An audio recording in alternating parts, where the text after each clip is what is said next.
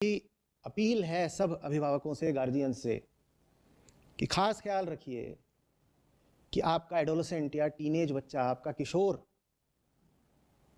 Online किस तरह की संगति रख रहा है।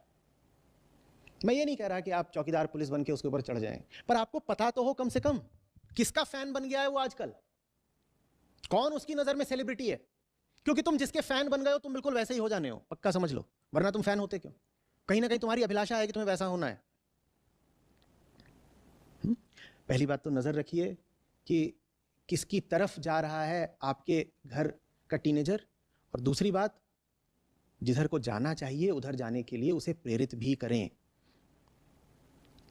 आदमी के इतिहास में एक से बढ़कर एक जबरदस्त किशोर जवान लड़के लड़कियां हुए हैं, ऐसे हैं कि आप बिल्कुल उत्साह से, उमंग से, प्रेरणा से भर जाएं उनका जीवन देख करके।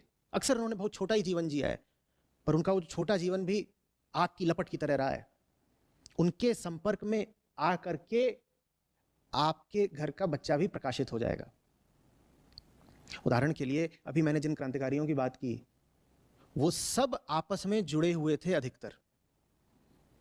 उनको क्या मिली हुई थी? एक दूसरे की संगति। जैसे एक मशाल से दूसरी लौ जलती है।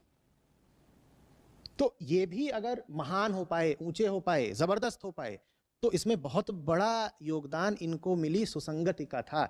इनके ऊंचे आदर्श थे, बहुत ऊंचे आदर्श थे। उदाहरण के लिए, बंगाल के जिन क्रांतिकारी लड़के लड़कियों की मैंने बात की, उनमें से कई सुभाष चंद्र बोस से अभिप्रेरित थे। तो उनके सामने एक उच्चतर आदर्श होता था। कल्पना दत्त के सामने सूर्यसेन का आदर्श था। आप अपने बच्चे को जो आदर्श दे देंगे वो वैसा ही हो जाएगा, नहीं तो फिर पछताए होत क्या जब चिड़िया चुग गई खेत।